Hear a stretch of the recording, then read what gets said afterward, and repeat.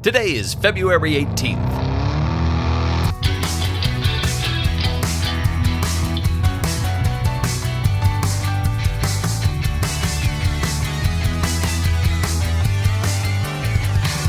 It's the 49th day of the year, and this is the On This Day podcast.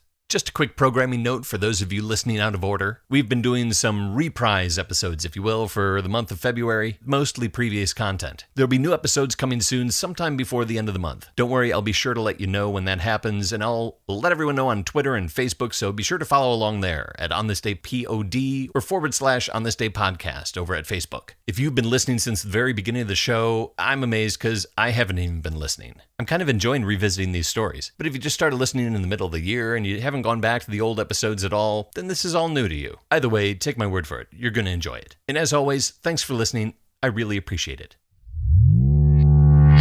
According to his colleagues, Bob Hanssen is not your typical FBI agent. The son of a cop, Hanssen is a devout Catholic, a suburban dad with a wife and 6 kids. He's a bit of an introvert with a lanky frame and an aversion to cursing, except when he's quoting the colorful language of General George S. Patton, which he's fond of doing. Hanssen works in FBI counterintelligence, and he's also a mole, spying for the Russians, first the USSR, then the Russian Federation following the collapse of the Soviet Union.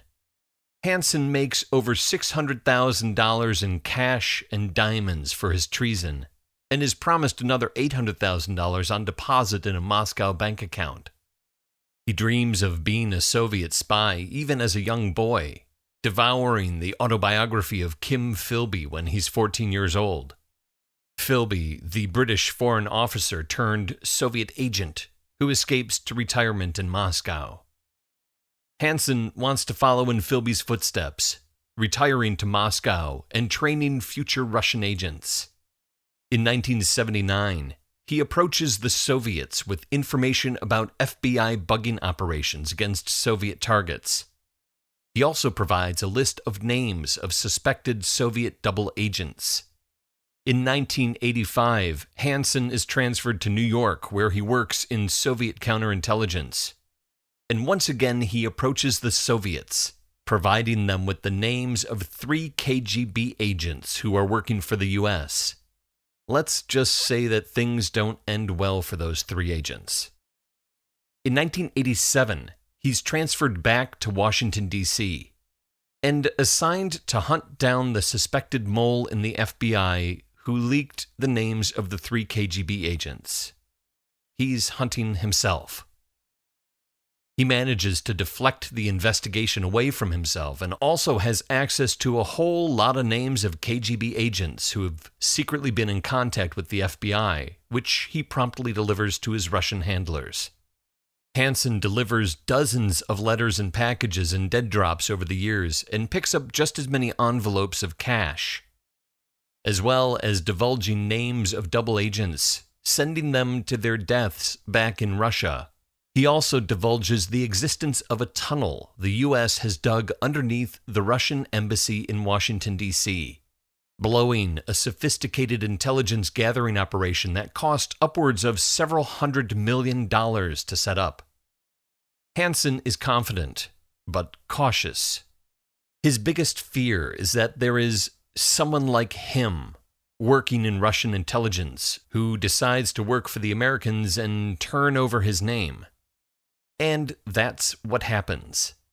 After years of internal mole hunts at the FBI and CIA, after FBI profiling techniques zero investigators in on an innocent CIA agent, the FBI buys a package of names and audio tapes from a former KGB agent for $7 million. The FBI identifies Hanssen's voice on the recordings, particularly when he quotes the colorful language of General George S. Patton.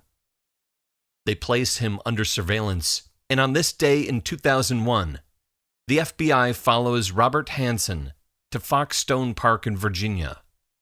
They watch him tape a package containing classified information to the underside of a footbridge over a shallow creek, and then they place him under arrest. Robert Hanssen is sentenced to 15 consecutive life sentences and currently resides at the federal Supermax prison in beautiful Florence, Colorado.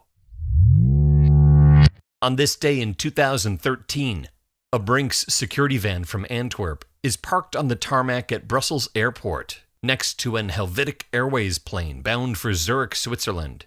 The Brinks guards load hundreds of locked bags full of diamonds and jewels into the Fokker 100 jet. As they finish loading the diamonds in the hold, and as the pilots prepare to taxi to the runway, two cars with flashing blue lights burst through a pre-cut hole in the airport perimeter fence and head straight for the plane.